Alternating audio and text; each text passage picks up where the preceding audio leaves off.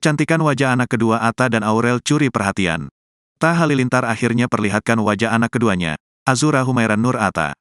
Dalam salah satu unggahan terbaru di media sosial, suami Aurel Hermansyah ini membagikan potret putrinya.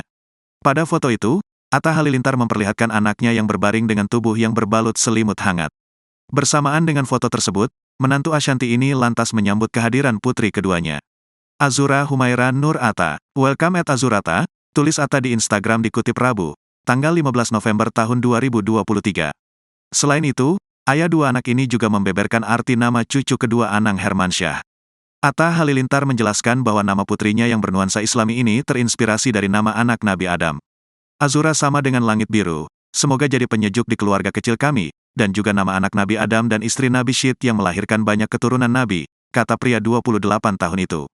Humaira sama dengan kemerah-merahan seperti warna kulitnya dan panggilan istri idol saya Nabi Muhammad SAW, sambungnya. Dalam nama anak keduanya itu pun, Atta Halilintar dan Aurel Hermansyah tak lupa untuk menyelipkan nama mereka pada sang buah hati.